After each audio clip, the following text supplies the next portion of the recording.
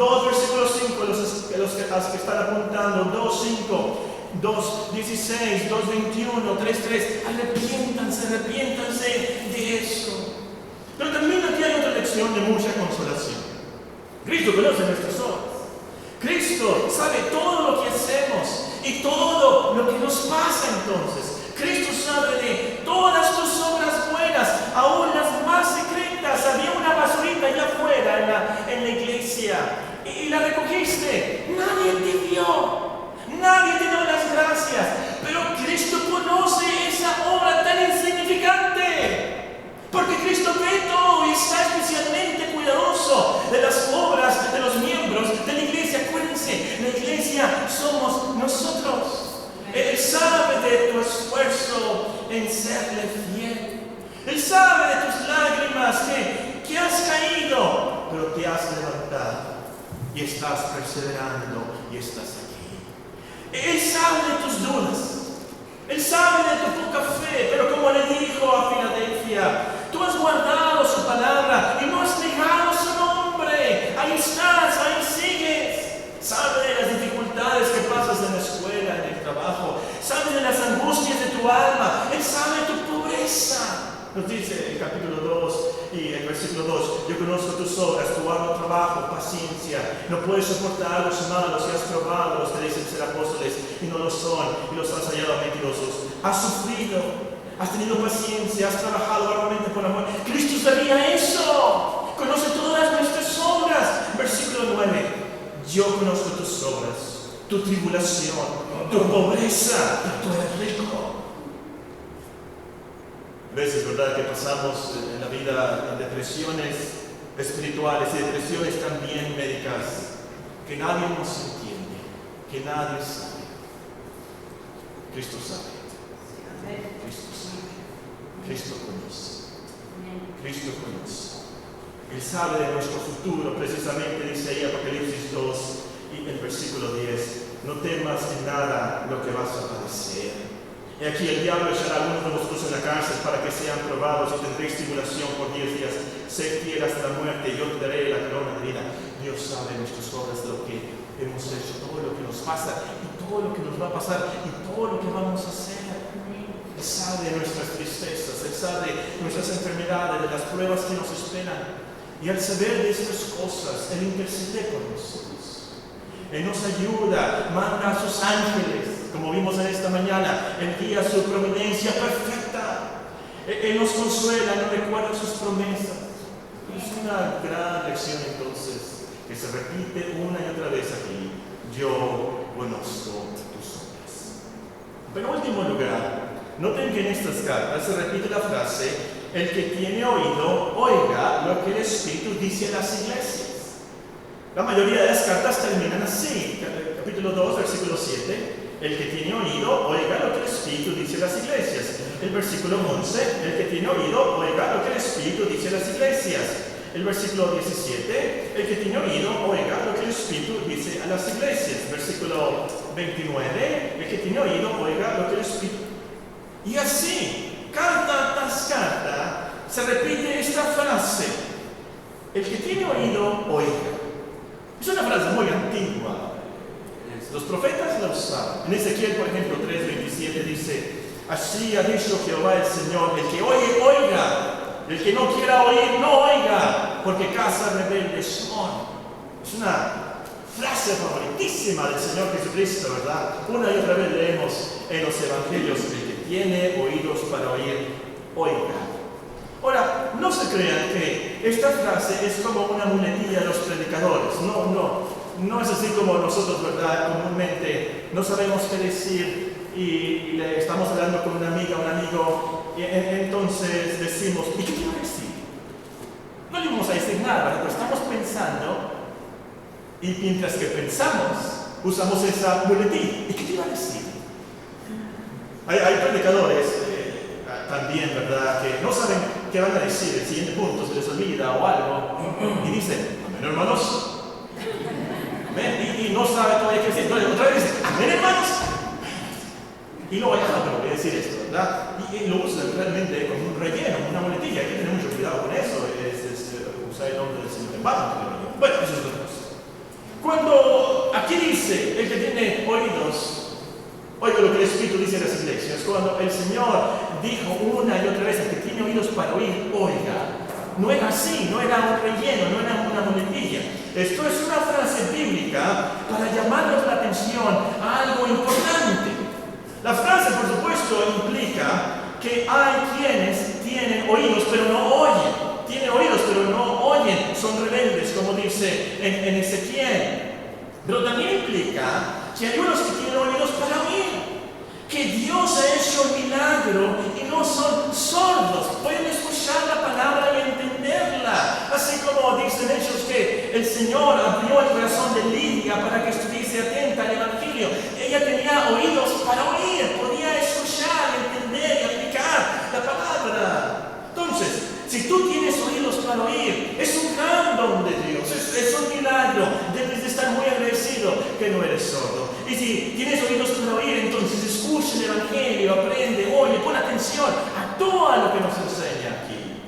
Ahora, si nosotros creemos en la Trinidad, no vamos a tener ningún problema con la frase: el que tiene oído, oiga lo que el Espíritu dice a las iglesias. ¿Quién es el que habla aquí? Bueno, el versículo 1 dice: el que tiene las 7 estrellas en su diestra, el que anda en medio de los 7 candeleros de oro, dice esto. ¿Quién dice esto? Cristo. ¿Quién dice esto? El Espíritu Santo.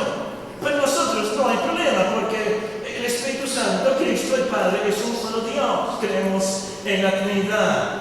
Pero ciertamente aquí, y esto es lo que quiero recalcar, que es Cristo a través de su Espíritu. Acuérdense Juan 14. No nos dejó solos, Él mandó a su Espíritu, Él nos enseña, Él nos consuela, Él testifica en nuestros corazones. Las 3 personas de la Trinidad actúan en nuestra redención y salvación. Es el Espíritu Santo ahora que está con nosotros y nos ayuda y nos enseña. Muy bien, eso es para los teólogos. Y noten que dice también a las iglesias. El que tiene oído, oiga lo que el Espíritu dice a las iglesias. No a los clubes, no a las asociaciones, pero a las iglesias. El grupo de hermanos reunidos en el nombre de Cristo para adorarle y obedecerle y aprender de él. Entonces, la lección es: el Espíritu dice estas cosas a nosotros hoy. Hay que escucharle, hay que obedecerle. Estas cartas son muy importantes para nuestros días a la iglesia a nivel mundial. Yo creo, tal vez soy un poco pesimista o realista, no sé, ustedes díganme. Pero yo creo que la iglesia está en crisis. Como que hemos vuelto, hay una devolución, no una evolución, pero una devolución. Ahora estamos como en la Edad Media. La iglesia no tiene poder, no hay autoridad, muy pocos piadosos. Música horrible, shows en la iglesia horribles, nada que tienen que ver con Dios. Horrible cómo está la iglesia hoy en día. Horrible. ¿Qué nos enseña el Espíritu entonces a las iglesias? ¿Qué nos dice a nosotros la Iglesia Bíblica Monterrey? ¿Qué nos ordena? ¿Qué nos profetiza? El que tiene oídos para oír, oiga lo que el Espíritu dice a las iglesias. Esto es súper importante entonces. Muy bien, en último lugar, noten que en estas cartas se repite la frase: al que venciere. Al que venciere. Capítulo 2, versículo 7. El que tiene oído, oiga lo que el Espíritu dice a las iglesias. Al que venciere, le daré a comer del árbol de la vida, el cual está en medio del paraíso de Dios. Capítulo 2, versículo 11. El que tiene oído, oiga lo que el Espíritu dice a las iglesias. El que venciere no sufrirá daño de la segunda muerte. Capítulo 2 y el versículo 17. El que tiene oído, oiga lo que el Espíritu dice a las iglesias. Al que venciere. Y así ustedes pueden leer versículo 26, capítulo 3, versículo 5, capítulo 3, versículo 12, capítulo 3, versículo 21. Al que venciere, al que venciere, al que venciere, al que venciere. 7 veces. Esta frase implica obviamente que hay una guerra. Hay una batalla, hay una lucha, hay algo que vencer. Y esto es muy cierto. La cristiandad es muy difícil, es una lucha, es una batalla contra el diablo, por supuesto, pero también contra nuestra propia carne y el mundo. El mundo, por ejemplo, nos ataca con sus enseñanzas anticristianas, se burla si creemos en el Dios de la Biblia, se burla si no creemos en la falsa llamada ciencia de nuestro día, se burla si creemos que Dios creó los cielos y la tierra, conforme a Génesis capítulo 1. Nos ataca con sus seducciones a la lujuria, a la codicia, a la vanagloria. Nuestra carne es un enemigo más astuto, más no sé qué palabra usar aquí, un gran enemigo. Terrible también, nuestra carne. El pecado mora en nosotros mismos. Estaba pensando que esta carne, este cuerpo que dice San Pablo, ¿verdad? Miserable de mí, ¿quién me librará de este cuerpo de muerte? Es peor que una sombra. Una sombra nos sigue por todos lados. Pero hay ciertas horas en el día cuando el sol está directamente sobre nosotros y no vamos a tener sombra en ninguna parte. Pero la carne, el cuerpo del pecado, los deseos carnales que batallan contra el alma, como dice San Pedro, están siempre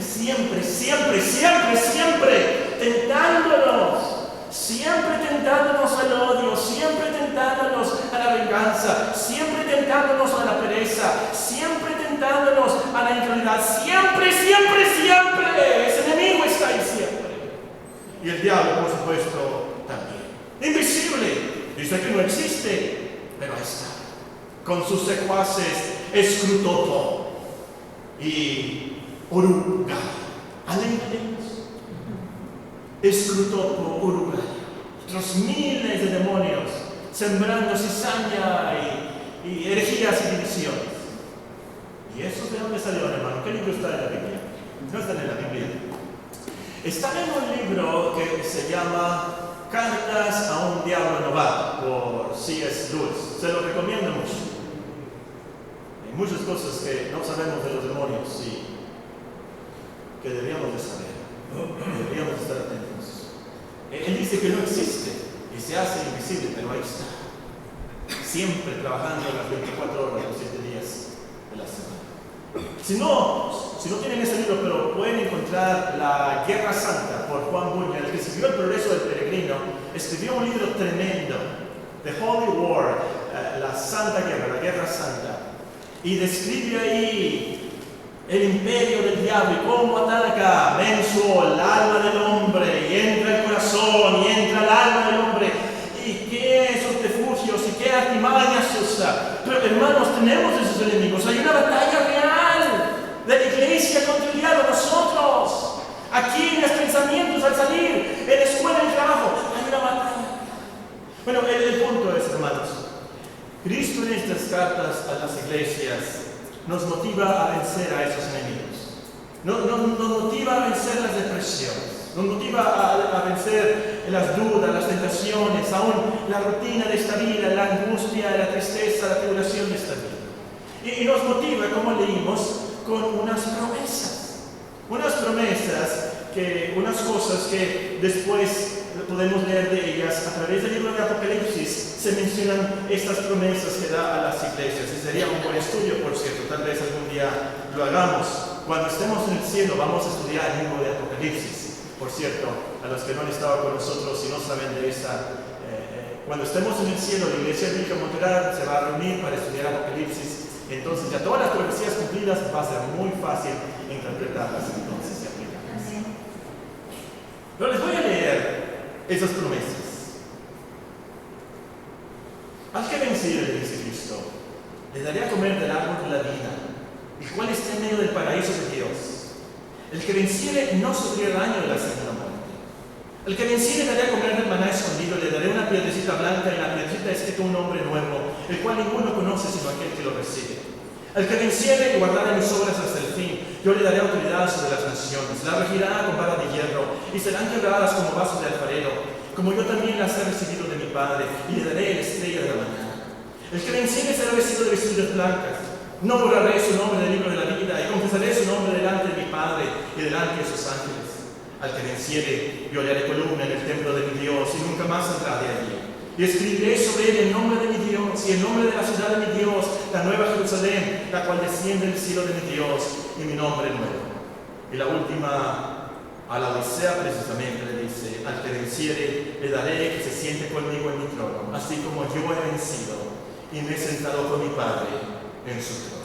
Amén. Y saben qué, hermanos, a lo último, de eso se trata el libro de Apocalipsis. El libro de Apocalipsis es la revelación de Jesucristo para motivarnos a vencer. De hecho, nos motiva tanto profetizándonos el final de la historia. Nos dice quién ganará la guerra. El diablo no va a ganar la guerra, el mundo no va a ganar la guerra, la bestia, el anticristo no va a ganar al final. Dice un texto en Apocalipsis: pelearán contra el Cordero los vencerá, porque Él es el Señor de señores y Rey de reyes. Y los que están con Él son llamados y elegidos y fieles. Y ellos han vencido por medio de la sangre del Cordero. Amén. Esa es la historia de Apocalipsis, realmente de toda la Biblia. Y ellos han vencido por medio de la sangre del Cordero. Oremos.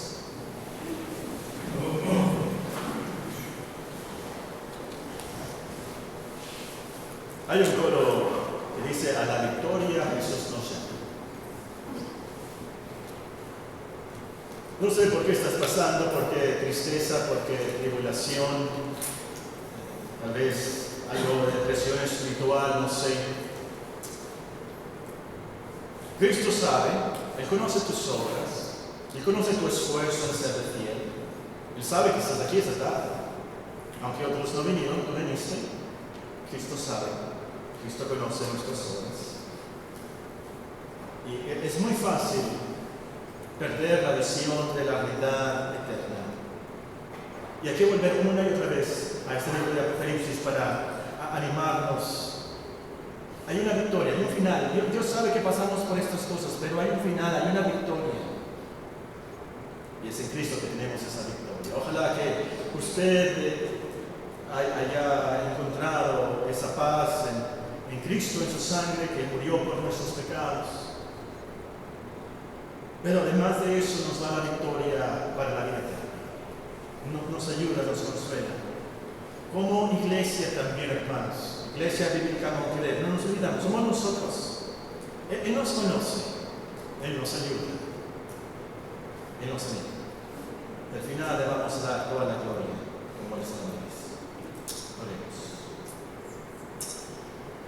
Padre bendito, nuestro Padre Celestial, gracias te damos por Cristo, nuestro gran Salvador, su gran interés, su gran amor por la Iglesia, que se entregó a sí mismo por ella. Te pedimos, Señor, en estos días como Iglesia que nos animes, ayúdanos a perseverar, a orar, a hacer las obras que son agradables delante de ti. Te pedimos por aquellos hermanos que no están con nosotros, especialmente aquellos que están alejados de ti, aquellos que están enfermos, en depresión, ayúdalos, levántalos. Te pedimos, Señor, en esta noche que nos des una visión de Cristo, nuestro gran Señor, nuestro gran Creador, el que es nuestro mediador, el que hace todas las cosas por su iglesia, que la ha cuidado a través de todos estos siglos. Que siempre lo veamos así, en esa visión celestial, Señor de Señor, Rey de Reyes. Él merece toda la gloria. Espérenos en tu paz y en tu amor, en Cristo Jesús. Amén. Amén. Y vamos a despedirnos cantando una estrofa del 570, himno número 570.